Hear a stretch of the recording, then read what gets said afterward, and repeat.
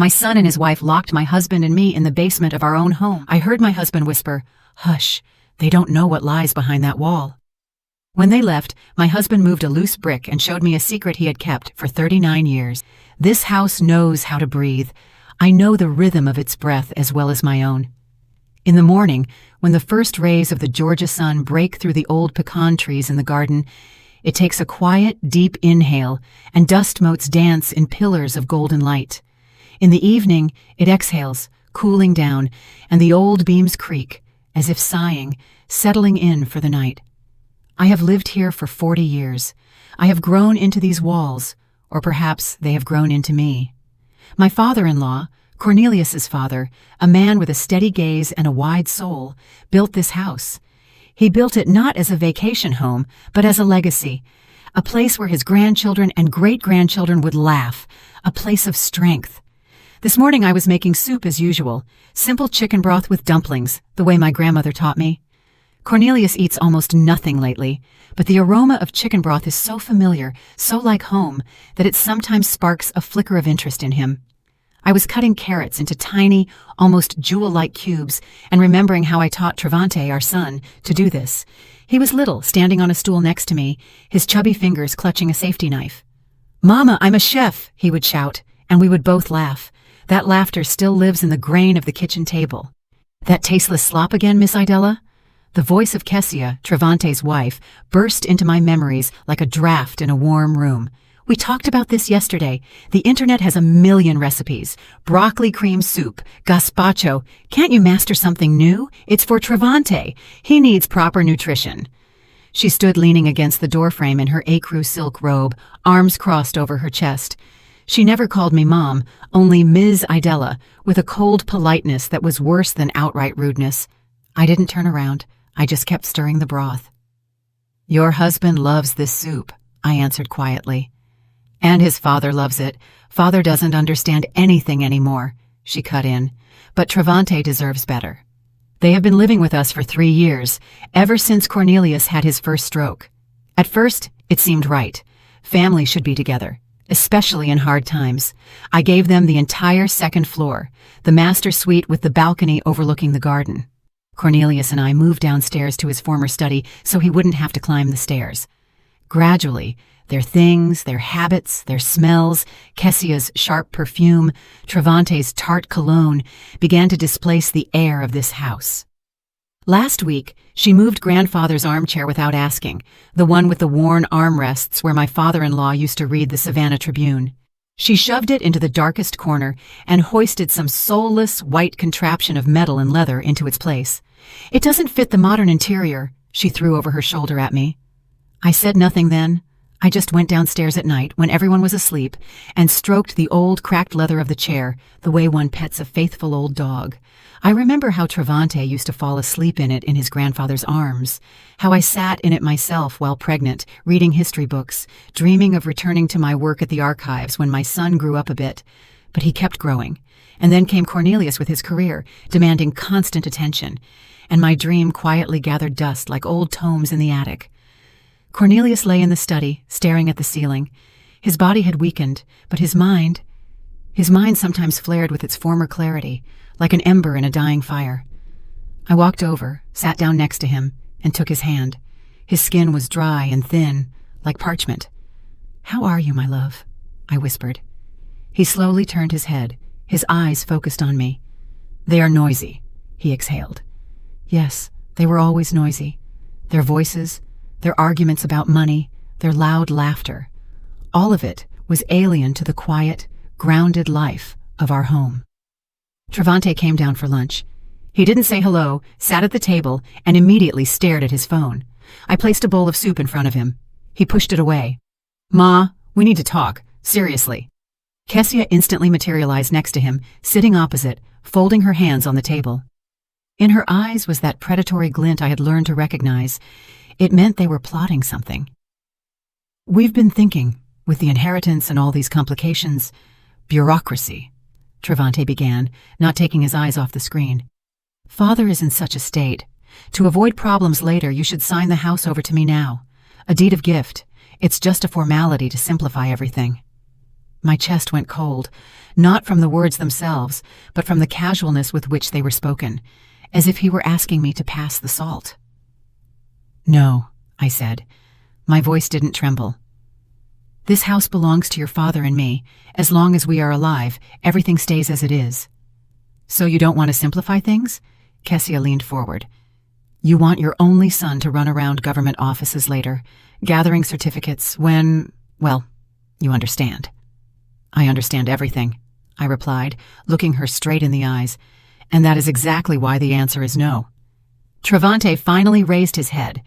There was no filial love in his gaze, only cold, angry irritation, as if I were not his mother, but an annoying obstacle in his path. "I don't understand what the problem is. We live here. We take care of Father." "You live in my house," I corrected him. "I take care of Father." At that moment, Cornelius appeared in the doorway of the living room. He stood leaning against the jamb, breathing heavily. He must have heard everything. His gaze was surprisingly clear. He looked not at me, but at Travante. "You..." His voice was weak, but every word rang in the ensuing silence. "You are a disgrace to our name. A disgrace." That word struck Travante like the crack of a whip. I saw his face contort. It wasn't just anger. It was the rage of a man touched in his sorest spot, his vanity, his right to bear the Dubois name, of which he was so proud. His whole life was built on that name. "What?" he screamed, jumping up so fast the chair fell with a crash. "A disgrace? Are you out of your mind? I am the only one continuing this name. This house, it is mine by right. It should have always been mine." He stepped toward his father. I jumped up, standing between them. "Travante, stop! No, enough! I am tired of this." His eyes were wild. "This is ours now." He grabbed me by the shoulder, not painfully, but with authority, and shoved me aside. Then he grabbed his father under the arm. Cornelius was as weak as a rag doll. Travante dragged us through the hallway to the heavy oak door leading to the basement. "Travante, what are you doing?" I screamed, resisting. "You'll have time to think about your behavior," he growled. He threw the door open, and the smell of dampness and cold earth hit our faces. He roughly shoved us inside onto the top step of the steep staircase. I barely held on to Cornelius to keep us from rolling down. The door slammed shut, plunging us into darkness. The heavy bolt clicked from the outside. We were left in complete silence. Only my ragged breathing and the weak, raspy breathing of my husband beside me. I sank onto the cold stone step, clutching Cornelius to me. The tears wouldn't come. Inside, everything had gone numb. Years of service, years of love. My whole life given to this boy, this house, this family. All of it ended here, in this dark, damp basement. I was broken, shattered into pieces, and in this deafening silence, in this absolute darkness of despair, I heard my husband's quiet, tense whisper. He pressed his lips right to my ear, his words barely audible. "Hush, they don't know what lies behind that wall." My husband's words pierced the gloom, and I froze, listening. Above our heads, Travante's heavy, quick footsteps rang out, followed by Kessia's lighter, pattering tread. The front door slammed so hard, a dull echo rolled through the basement. A moment of silence, and then came the sound of an engine starting, quickly moving away and fading. They were gone. We were left alone in the cold, ringing silence of our own home, locked in its stone belly. "Help me," Cornelius rasped. His voice was weak, but there was a steely persistence in it I didn't recognize. I helped him up. His body was trembling from weakness and cold. Slowly, step by step, we descended the chipped stairs to the dirt floor. It smelled of the stale vegetables we used to store, damp clay and oblivion. The only source of light was a thin strip breaking through from under the door upstairs. In this dim twilight, I could barely make out the shapes of old shelves covered in cobwebs and empty jars piled in the corner. Cornelius led me not to the shelves, but to the far wall, to the very masonry of the foundation. He leaned against the rough, damp stones, breathing heavily. "Here," he whispered. "Father showed me when I was 18, said it was for the most extreme case. I thought it would never come." He ran his shoulder along the wall, searching for something by touch in the gloom. Finally, he stopped. "Here, press." "I don't have the strength." I touched the stone where he pointed. One of the rough granite blocks seemed no different from the others. But when I pressed harder, it gave way, sliding inward with a quiet scraping sound. Behind it, a black square void opened up.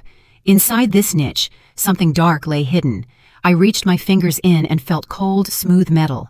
It was a small tin box, an old tobacco tin, the kind popular in my childhood. I pulled it out. It was light, almost weightless. We returned to the steps and sat side by side. Cornelius took the box from me. His fingers struggled with the simple latch for a long time. Finally, with a quiet click, the lid opened. I expected to see anything. Old photographs, maybe a few gold coins hidden by my father-in-law for a rainy day. But inside there was nothing shiny, only a few yellowed papers folded in four. Cornelius took out the top document and unfolded it. Even in this faint light, I saw the official seal and faded violet ink. It was a birth certificate. "Read it," Cornelius said. I took the paper. It was fragile as an autumn leaf. The name written in calligraphy was unfamiliar to me. Cassius Thorne, place of birth. A prison hospital in Mississippi. A place I had only heard terrible stories about.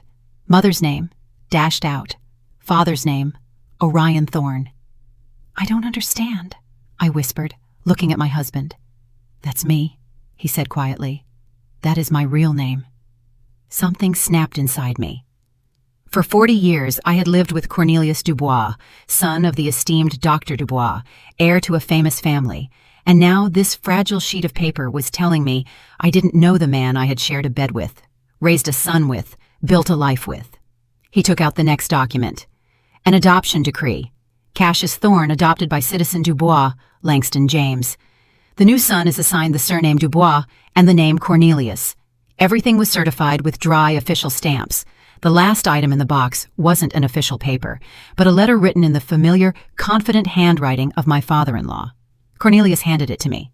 "Son," I read mentally, struggling to make out the words in the dark. "If you are reading this, it means dark times have come, and I am likely gone. I never told you the whole truth, fearing it would break your life. Your father, Orion Thorne, was a brilliant scientist, an honest and brave man. But in our country, honesty and courage often become a crime. He was slandered, labeled a threat to national security, a traitor, and he perished in prison. I was his friend and colleague. I promised him I wouldn't let his son be lost. I adopted you, gave you my name, my family, to protect you, to erase the brand of a traitor's son. Live with dignity, Cornelius. Wear the Dubois name with honor. But never forget whose blood flows in your veins. The blood of a brave man." I read to the end and slowly folded the letter. The cold that had started in the basement was now coming from within. It chilled me to the bone. All these years, Cornelius lived with this secret. He feared the shadow of the past. He protected a name that wasn't his by birthright. And Travante, our son, he built his whole life, his entire pride, on this name. He boasted of his grandfather the doctor, his pedigree, his heritage, a heritage that didn't exist by blood.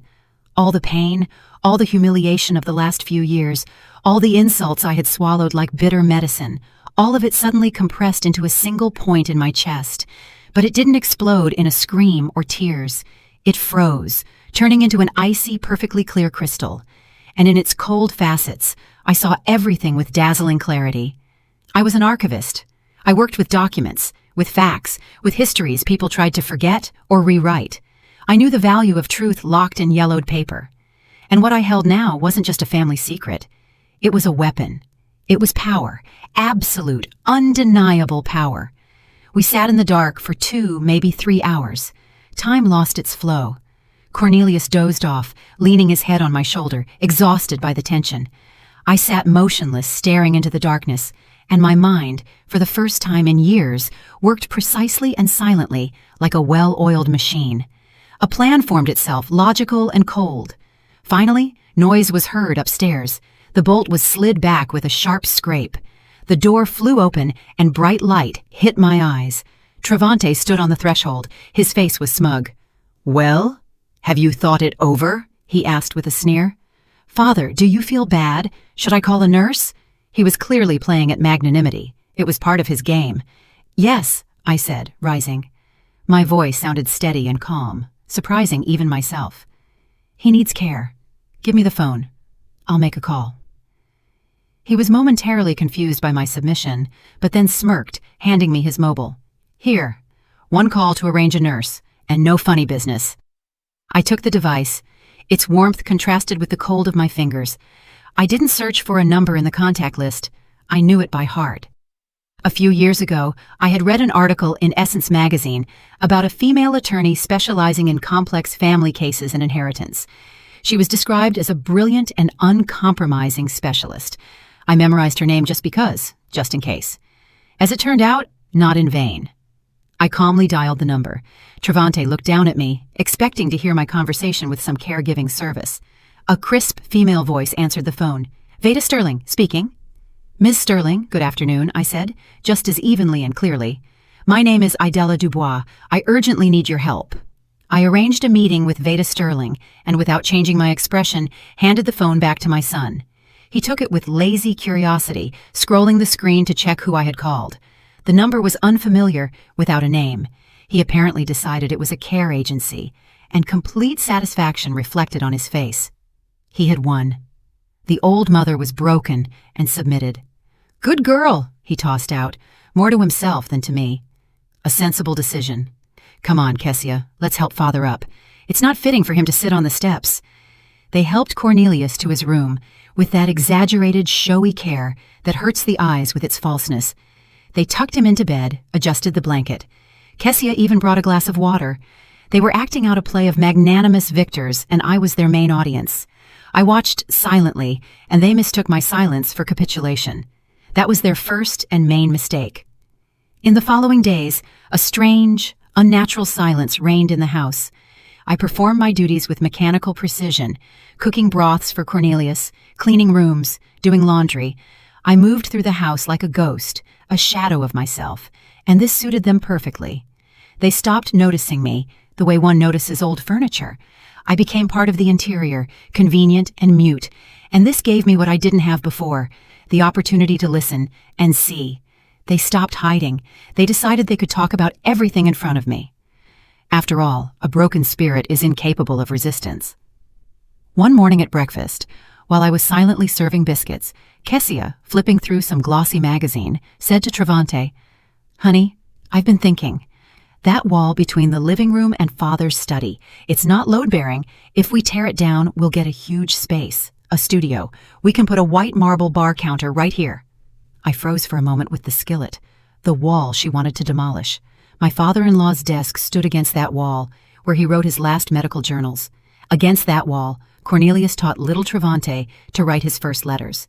There, on the wallpaper, if you looked closely, you could still make out a faint pencil mark. Our son's height at 5 years old.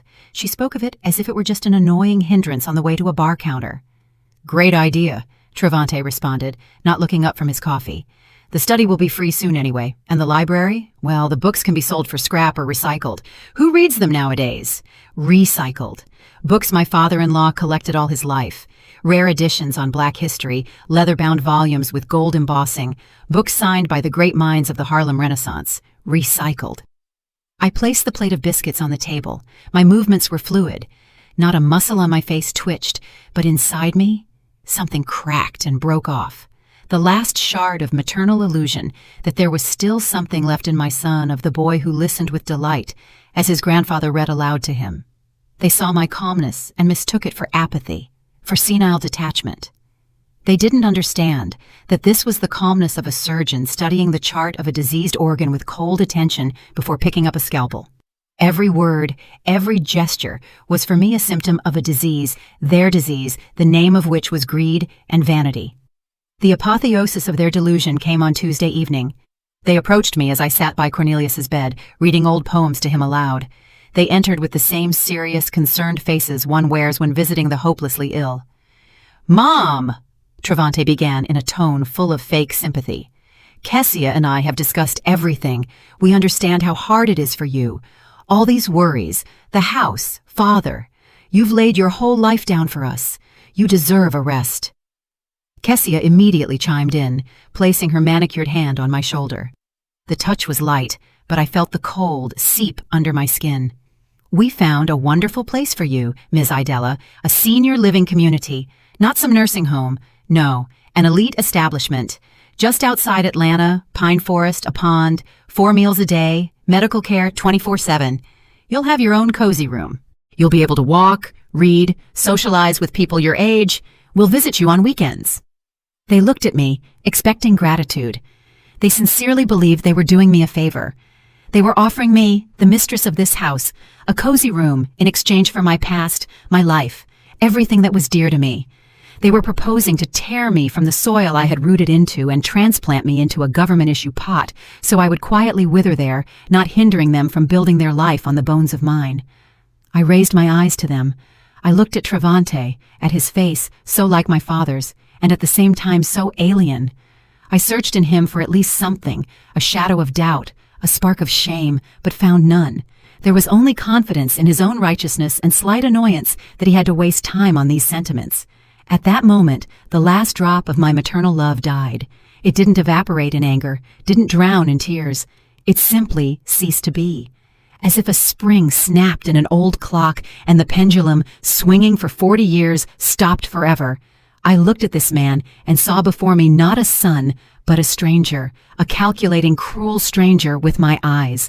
And this realization brought not pain, but a strange, cold liberation. I owed him nothing anymore, neither love, nor forgiveness, nor pity. "That is a very generous offer," I said quietly. My voice sounded hollow, but steady. "I need to think." Of course, think about it," Travante rejoiced, clearly pleased the scene had passed without tears or reproaches. "We just want what's best for you." They left, leaving behind a trail of expensive perfume and absolute confidence in their victory. I remained sitting in the silence, broken only by the breathing of sleeping Cornelius. I looked at our photos on the dresser. Here we were young, at our wedding. Here we were with little Travante on the beach at Tybee Island. A whole life captured in these frames. A life built on love, sacrifice, and, as it turned out now, on lies. But even that lie was nobler than the ugly truth my son and his wife revealed to me today. I no longer felt like a victim. The feeling of resentment evaporated, leaving behind a void and a cold, ringing determination. They themselves erased everything that bound me to them. They freed me from the shackles of maternal duty. They underestimated me. They saw before them a weak old woman.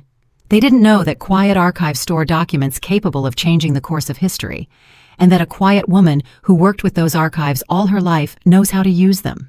Tomorrow I have a meeting with Veda Sterling, and I will come to it not with a request for help, but with a ready battle plan.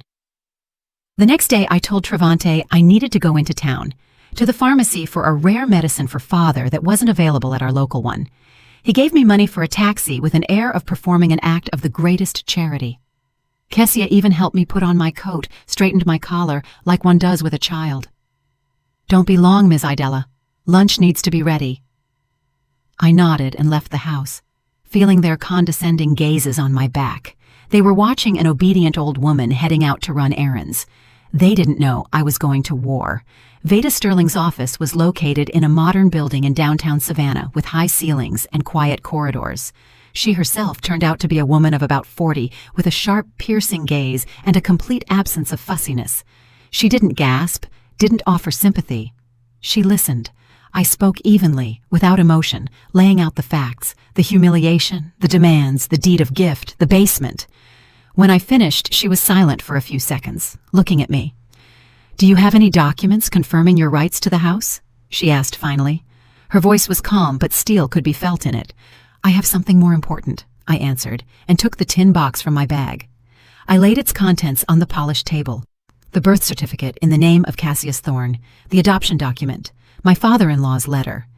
Veda put on her glasses and began to study the papers. She read slowly, attentively, as if absorbing every word. I saw her expression change. Professional interest was replaced by surprise, and then by the concentration of a strategist who has been dealt a winning trump card. She raised her eyes to me. There was no longer simple concern in them. There was excitement. "Mrs. Dubois, this changes everything. Absolutely everything. The Dubois name isn't just a surname. In certain circles, it is capital. Your son built his career, his connections, his entire status on this name. If it turns out he has no blood right to it—" "I understand that," I interrupted her. I want my house and my peace back. You will get much more, she said, and notes rang in her voice that stirred me. You will get justice, but I need time. I need to check some details. The name, Orion Thorn. It vaguely reminds me of something. Let me work with this. I went home, leaving the documents with her, and plunged back into the gray, silent routine. Travante and Kessia, seeing I no longer raised the topic of the nursing home, decided I had resigned myself and was simply awaiting my fate. They already behaved like full owners. Kessia ordered furniture catalogs.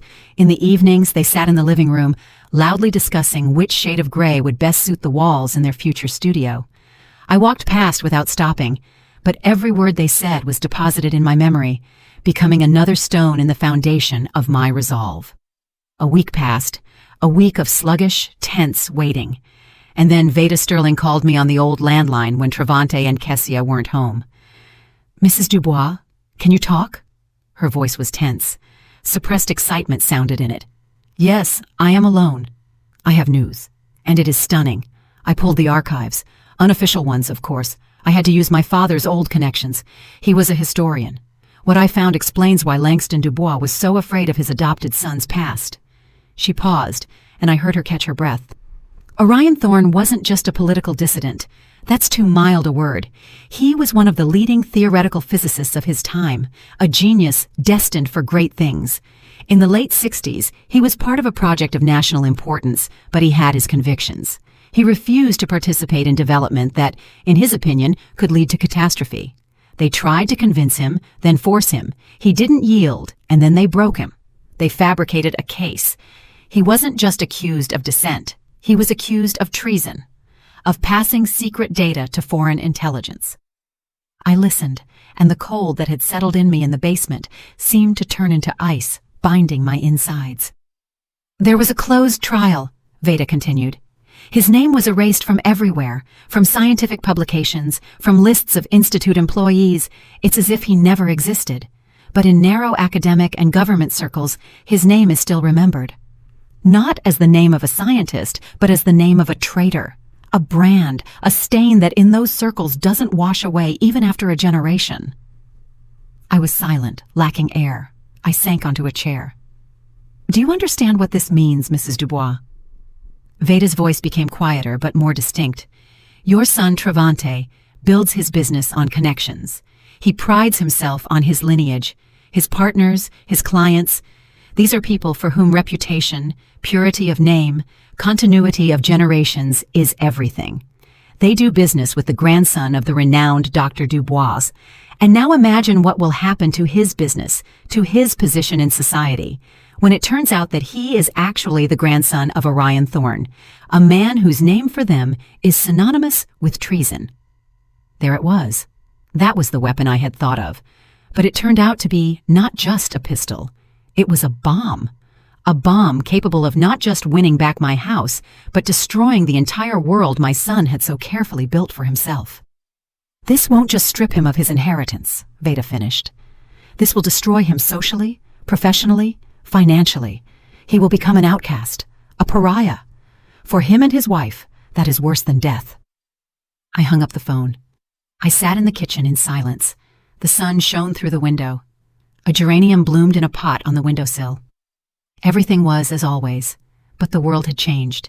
The stakes in this game had risen to the heavens. It was no longer about an old house and a humiliated mother. It was about the total destruction of my son's life. And I felt no horror, no pity, no maternal instinct that should have screamed inside me, protecting my child, whatever he might be.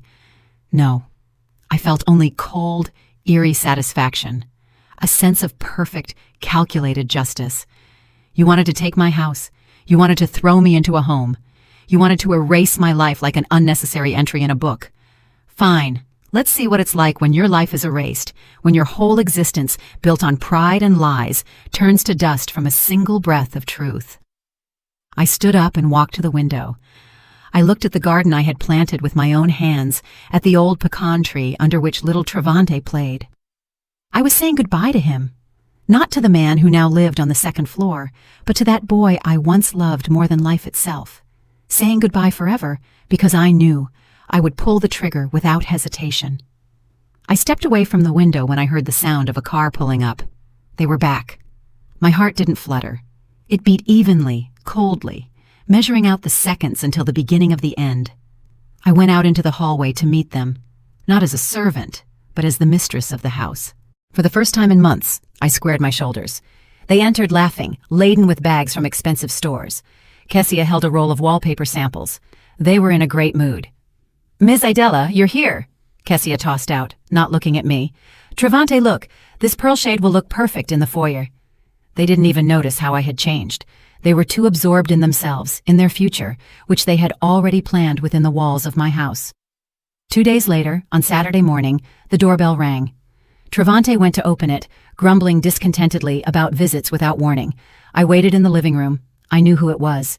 Veda Sterling stood on the threshold. She was dressed in a sharp, dark suit. In her hands was a thin leather briefcase. Behind her stood an official-looking man, a courier from a legal firm. "Dubois Travante Cornelius?" Veda asked in an even, businesslike tone. "Yes, and who are you?"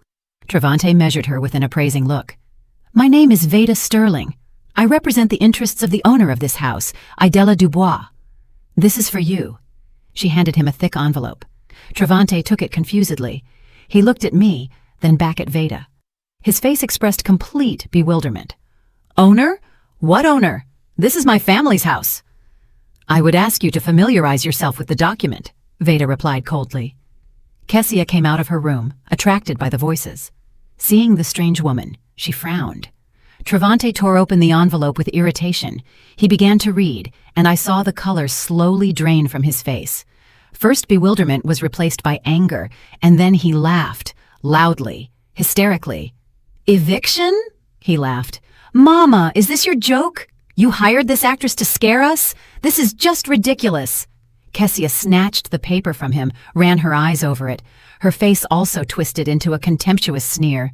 "Ms. Idella, we thought you had fallen into apathy, but you, it turns out, decided to play drama. Very cute, but we don't have time for this." She turned to Veda. "Miss, I'm afraid my mother-in-law has misled you. She is an elderly person, a bit out of her mind. Here." With a triumphant air, she walked to the credenza, took a folder from a drawer, and pulled a document out of it. "Here is the real document, the deed of gift. The house belongs to my husband, Travante Dubois, so you can use your papers as you see fit." She handed the document to Veda. Veda took it without even glancing at me. She held the paper up to the light, studied it carefully. I saw her calm, focused face. "Interesting document," she said finally, returning it to Kessia. "Especially interesting is Mrs. Dubois' signature, so fresh, and the notary's seal. I know this notary, Mr. Henderson. It is a great pity that he passed away 2 years ago. It must have been a very complex document if he had to notarize it from the other side." A ringing silence hung in the room. The laughter froze on Travante's lips. Kessia looked at Veda. Her face went white as a sheet. "What? What are you talking about?" she stammered. "I am talking about the fact that this paper is a clumsy, very clumsy forgery," Veda continued calmly, looking straight into Kessia's eyes. "Forensics will prove this in one day, and then we will be talking not about eviction, but about grand larceny and fraud. That is a felony, several years in prison." Travante stepped forward. His face was crimson with rage. "Who are you to threaten us in our own house?" "I am a lawyer, and I do not threaten. I inform of consequences. The house, as I already said, belongs to my client. This is confirmed by the will of her late father-in-law, Langston Dubois, the original of which I have. It clearly states that the sole heir to all his property is his daughter-in-law, Idella Dubois, in gratitude for her care of the family. Your father, Cornelius, was aware of this and never contested his father's will." She pronounced the word father with a barely perceptible pause. It was the first prick. Travante and Kessia exchanged glances. In their eyes, for the first time, I saw not anger, not contempt, but fear, real animal fear of a beast cornered. They realized this wasn't senile dementia. This wasn't the impulsive act of an offended woman. This was a well-planned attack. "We will contest it," Travante shouted.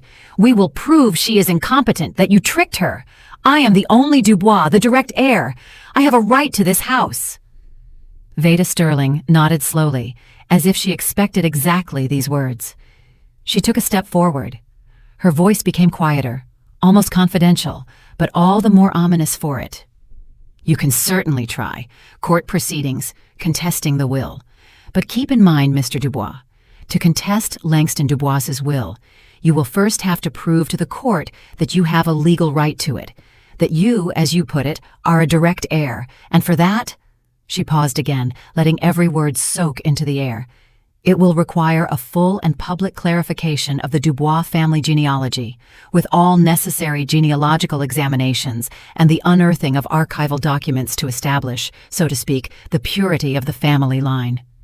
She fell silent, and in that silence I heard my own heart beating loudly. She didn't say anything directly. She didn't mention the name Thorne. She didn't speak of treason.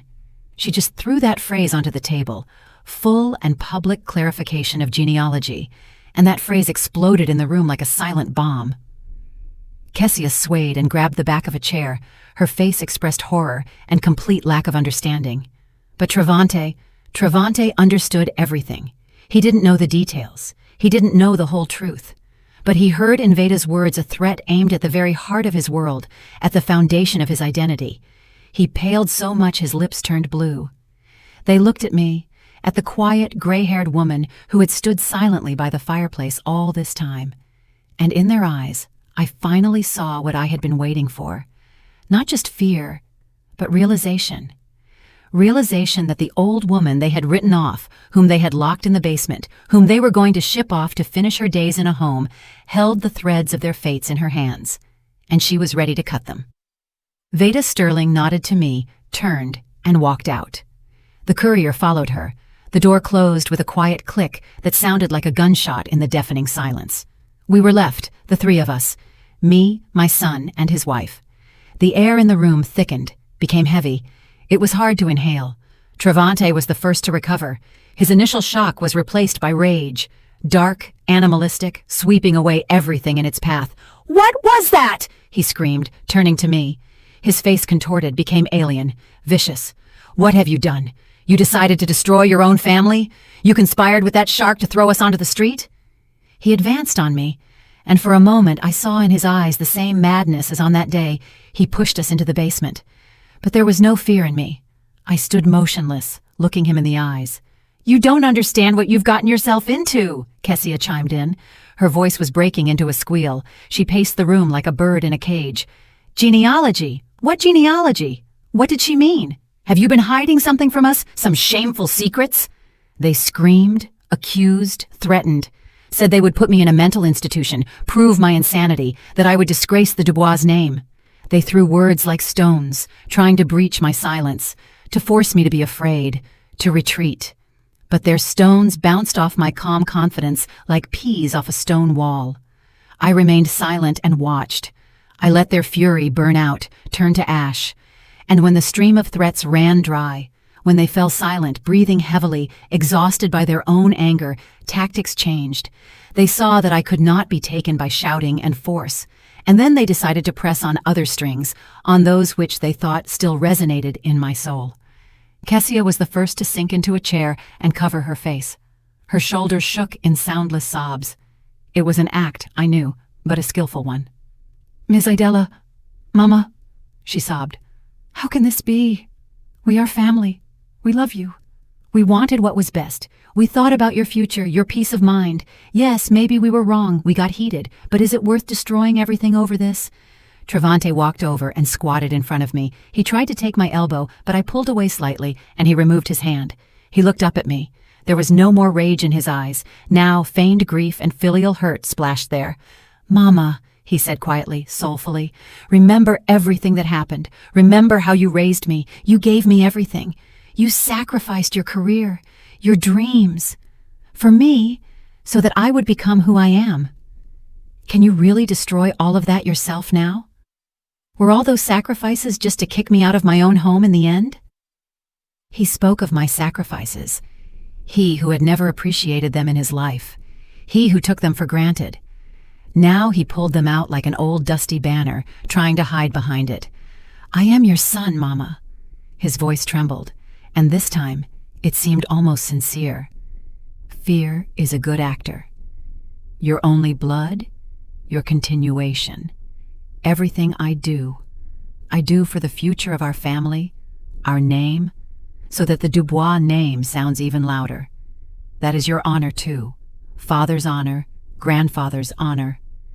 He spoke, and I looked at him. And for the first time in all this time, I felt something other than cold anger and determination.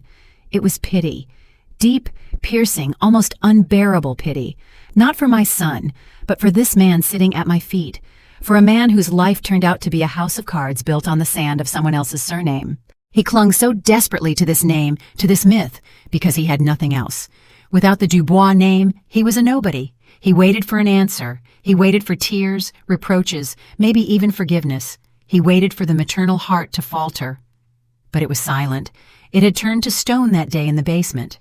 I sighed slowly, and when I spoke, my voice sounded in the silence of the room so calm and distinct that they both flinched. "The house is the least of your problems, Travante."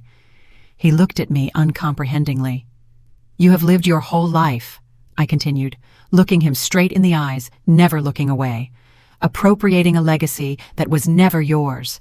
The respect you demanded, the name on which you built your life, your business, your pride, all of it is a ghost." I fell silent. I didn't explain anything.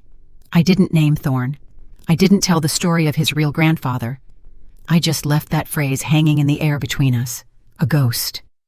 I saw his brain working, how he frantically tried to understand what I meant. I saw fear begin to take shape in his eyes, the shape of something unknown, but monstrous. "What? What are you saying?" he whispered. "What legacy? What name? I am a Dubois. My father is Cornelius Dubois. My grandfather is Langston Dubois." "Your grandfather, Langston Dubois, was a great man," I said quietly, "and very noble. He gave your father his name to save him. And you turned that name into a commodity, a shield for your vanity, and you disgraced it. Father was right." I let him figure out the rest himself. I knew my son's imagination. I knew his greatest fears, the fear of being a nobody, the fear of turning out to be an imposter. I saw those fears coming to life in his eyes now, fueled by my silence. He could imagine anything. Illegitimacy, a secret shame in the lineage, any dirt that could stain the shining name of the Dubois family. And any of those guesses was torture for him. I gave him this food for thought, this poison that would slowly poison him from the inside. The horror of the unknown was my strongest ally. Kessia looked from me to her husband, understanding nothing. She only saw that her strong, confident Travante was sitting on the floor, crushed by a few of my phrases. I stood up. I felt very tired, but at the same time surprisingly light. "You were given 3 days to move your things out," I said, heading for the door of my room. "I would advise you not to waste this time on arguments." I entered the room and closed the door behind me. I didn't hear what they said after that.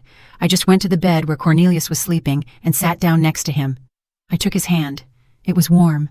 I looked at his peaceful face and thought about what a heavy burden he had carried all his life, and what a terrible price our son paid, because that burden was never lifted in time. 3 days passed in a thick, tense silence. They didn't move out. I saw them whispering for hours, locked in their bedroom. Their phones didn't stop ringing. I knew they wouldn't give up. They were preparing their last desperate move, and I was ready for it. On the evening of the 3rd day, Travante entered my room. He was dressed in an expensive suit. His face was pale but determined. A kind of feverish, unnatural confidence had appeared in him. "Tomorrow at 11 a.m. at our townhouse," he said in a clipped voice. "Family council. Everyone will be there. Uncle Peter, Aunt Vera, my main business partners. You must be there, and bring your lawyer too. Let's see who wins." He turned and left without waiting for an answer. It was a challenge, their final gambit. They decided to move the battlefield to their territory, surround themselves with allies, and crush me with public opinion. They were going to stage a show trial where I would be the accused, out of my mind. A vengeful old woman who had fallen under the influence of a predatory lawyer. They wanted to declare me incompetent and thus take control of both me and the house. It was a smart move. But they underestimated me again.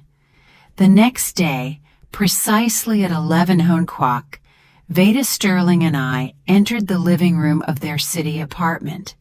It was a huge, faceless space furnished with expensive but cold furniture. And it was full of people. Our relatives were here, whom I hadn't seen for several years. Cornelius's cousin Peter, an important city official, his wife Vera, draped in pearls. There were also people unfamiliar to me with hard business faces, obviously those very partners whose opinion Travante valued so much. Travante and Kessia stood in the center as masters of the situation. Kessia was pouring water into glasses, portraying the gracious hostess. Travante carried himself with that emphasized solidity that was supposed to inspire trust. When we entered, all conversation ceased, all eyes turned to me. I felt their curiosity, judgment, pity. To them, I was the cause of an awkward family drama. Veda and I sat on the offered chairs a little to the side. I was silent. My heart beat evenly. I felt no fear. I felt at home, in my archive. Before laying out old documents on the table to restore the truth, Travante began to speak. His voice was full of sorrow and nobility. He spoke of how he loves and respects his mother, how hard it is for him to see her condition. He hinted at clouded reason, at senile touchiness, at how easily elderly people are manipulated. He never called Veda by name once. He spoke only of this woman, an unscrupulous lawyer who wormed her way into the trust of a sick person for profit. He told how he and Kessia took care of father and mother, how they wanted to ensure a quiet, secure old age for them in the best facility. His speech was calibrated. Every word hit the mark. He painted a picture in which he was a loving, suffering son, and I was a deluded, ungrateful mother. He spoke for a long time. Relatives nodded sympathetically. Partners watched with understanding. I saw the scales tipping in his favor. He had almost won. When he finished, a heavy silence hung in the room. Travante looked at me with poorly concealed triumph. "That is essentially everything," he said, spreading his hands. "We only want to protect Mom from herself and from outside influence. We are talking about conservatorship, otherwise she will do foolish things, deprive herself and father of a roof over their heads." Then Veda stood up. She didn't argue or make excuses. She calmly walked to the table in the center of the room. "Everything Mr. Dubois said is very touching," she began in an even voice. "But let's move from emotions to facts. Facts are stubborn things. Mr. Dubois claims he is acting in his mother's interests, fearing she will lose the house. But here's a document." She took a copy of the forged deed from her briefcase and placed it on the table. The document which Mr. Dubois and his wife presented as the basis of their rights to the house. A document according to which Mrs. Dubois has already lost her home. She paused. And here, she placed another sheet next to it, is the conclusion of a handwriting analysis confirming the signature is forged, and a certificate from the archives of the notary chamber stating that the notary who allegedly certified this paper died 2 years before it was signed. A murmur ran through the room. Uncle Peter frowned, took off his glasses. Travante's partners exchanged glances. The picture of the loving son began to crack. "These are all insinuations," Travante shouted, but there was no longer confidence in his voice.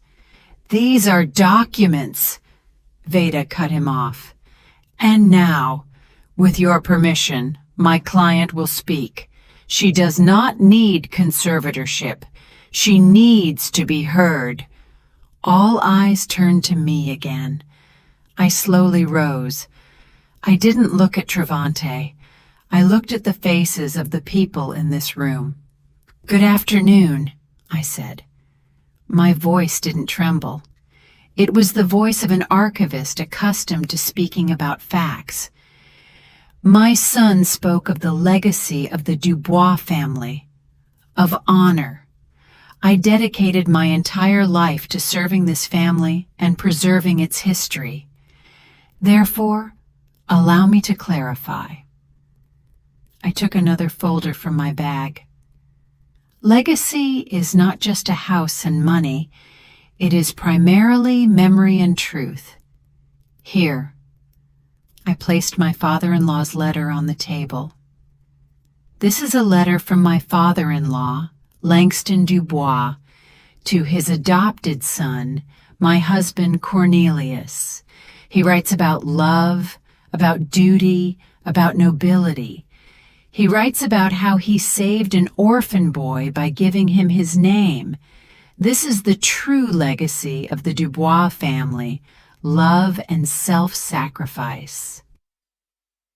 I spoke calmly, laying out the history of my family before them like solitaire. I told them the truth, not all of it.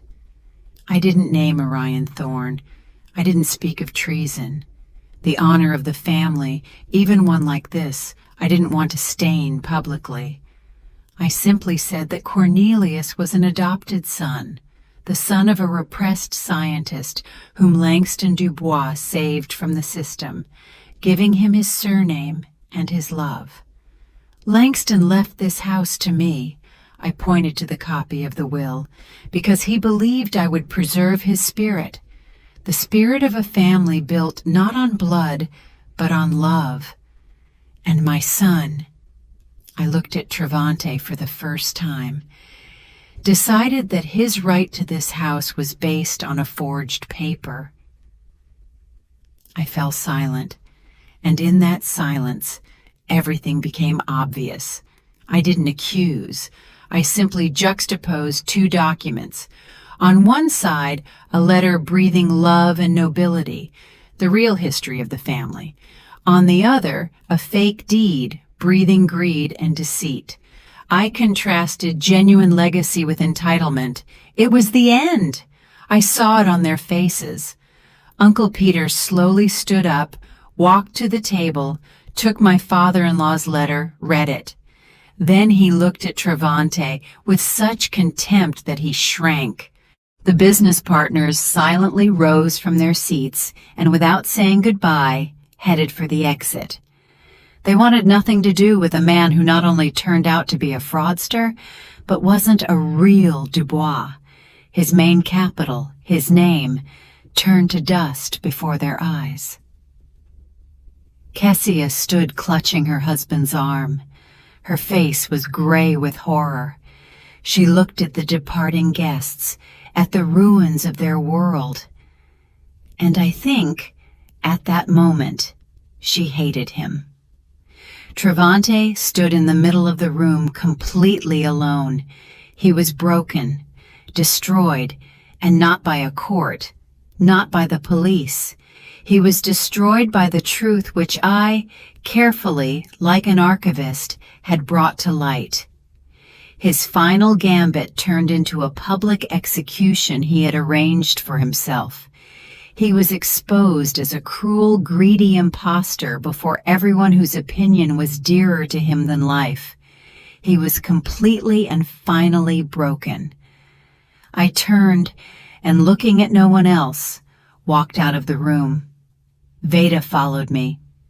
We silently went down to the street where the cool spring air waited for us. It had never seemed so fresh and clean to me. We didn't say a word to each other. Everything had already been said. 6 months have passed. Autumn has come into its own, painting the garden in gold and crimson. The house has become very quiet. This silence no longer depresses me. It was healing, like a cool compress on a wound. It was filled with light penetrating the washed windows, the smell of pecans, and the quiet ticking of the old clock in the living room. Cornelius passed away at the end of summer, quietly, in his sleep, in his bed. His exhausted heart simply stopped. I held his hand until the very end. We didn't talk about Travante. We didn't talk about the past. We talked about our youth, about our first date in Forsyth Park, about how funny he looked trying to fix a leaky faucet. We said goodbye, and when he left, I mourned him. Not the husband bearing someone else's name, but my Cornelius, the only man I loved. I buried him next to his adopted father, Langston Dubois. Two noble men whose stories turned out to be so closely intertwined now lay side by side. Travante was not at the funeral. He and Kessia disappeared. They moved out of the city apartment, selling it to pay off debts I hadn't even suspected. Their world, built on the prestige of the Dubois name, collapsed in a single day. Partners turned away. Friends stopped answering calls. The society in which they so wanted to shine expelled them. I heard from distant relatives that they moved to some small provincial town in Alabama, where Kessia found a job as a receptionist in a beauty salon. Nothing was heard of Travante. He didn't call, didn't write. For me, he simply ceased to exist, like the ghost I once spoke of. I felt neither gloating nor hatred, only emptiness in the place where maternal love used to be. Today I went down to the basement, but it was no longer the dark, damp crypt where my rebirth once began. I hired workers. They cleaned it out, whitewashed the walls, installed bright lighting. Along the walls now stood not dusty shelves with jars, but new pine ones, smelling of resin. In the center, a large, sturdy work table, my table. This basement, once my prison, became my sanctuary, my personal archive, the place where I finally returned to myself. I slowly laid out old photographs, letters, documents on the table. All my life, I had been the keeper of other people's stories, the history of the Dubois family, the history of my husband, the history of my son. I carefully collected them, cataloged them, protected them. Now the time has come to collect my own. I took a new album with blank pages in a hard leather binding. On the first page, I neatly placed Langston Dubois's letter, a document about love and nobility that became the cornerstone of this story. Next to it, I placed a photograph, not my wedding one, not a photo with my son, but another, small, black and white one taken many years ago. In it, a young girl with glasses and short hair sits at a desk piled with old tomes, looking into the lens with delight. That was me, Idella, a 20-year-old history student at Spelman College, in love with her profession, full of hopes and plans. The me I had buried myself under the rubble of family obligations and sacrifices. I looked at this girl and smiled. I had been walking back to her for so long. Through 40 years of serving others, through betrayal and pain, through the cold of the basement, I finally found her. I was no longer just a keeper. I became an author, the author of my own story, in which I myself decided what was important and what needed to be left in the past. I didn't cross anything out of it. Neither the joy of motherhood nor the bitterness of disappointment. But now I placed the accents myself. I gave events the meaning I considered true. I finished my work and walked to the small high window of the basement, which the workers had cut through at my request. It looked straight out into the garden. From down here the world looked different. I saw not the trunks of trees, but their roots going deep into the earth. I saw fallen leaves that would become soil for new life in the spring. I placed a cup of hot tea on the windowsill. The aroma of Earl Grey mixed with the smell of earth and wilting foliage. Steam from the cup rose to the glass, and the world outside the window became a little blurry, like an old watercolor. I took a sip. It was quiet in the house, quiet in my soul. For the first time in many, many years, I didn't feel like someone's wife, someone's mother, someone's daughter-in-law. I was simply Idella, a woman looking out the window of her house at her garden, a woman no longer defined by her past sacrifices, but defined by that calm, conscious future she built for herself. I was free, absolutely, completely, until my very last breath. Free. That is where my story comes to an end. Thank you for spending this time with me. If it resonated with your soul, please like and subscribe to the channel. Your feedback is the greatest support for me. I wish you peace in your heart and warmth in your soul. Until we meet again. Such a complicated but very deep story, dear listeners. A story about sacrifice, betrayal, and that terrible price one sometimes has to pay for one's own freedom and dignity. It makes you think about a lot, doesn't it? The main question left hanging in the air is the question of boundaries. Where is that line beyond which a mother's all-forgiveness ends and the fight for one's own life begins? Did Idella act correctly by destroying her own son's world, even in response to his monstrous cruelty? Was it an act of just retribution or cold, calculated revenge? Each of you, I am sure, has formed your own opinion. Perhaps someone will condemn Idella for her ruthlessness, and someone, on the contrary, will admire her strength and determination.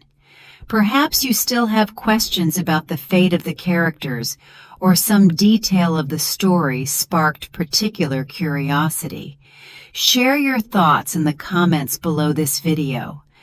I am always incredibly interested to read your reasoning and see how differently the same story resonates in people's hearts. Your opinion is very important to us. If this story touched you, please don't forget to like and subscribe to our channel. Every like, every new subscriber is a huge support for us and an incentive to continue looking for and voicing new, no less exciting stories for you. It is important for us to know that our work finds a response. Did you like the story? And which city are you listening from? Let's meet in the comments. If you liked the story, you can support me by sending a super thanks so I can keep bringing more stories like this. Thank you so much for your sweet support. I'm looking forward to your comments on the story. On the screen you can see 2 new life stories that I highly recommend. There's so much more on my channel. Don't forget to subscribe. See you in the next life story with love and respect.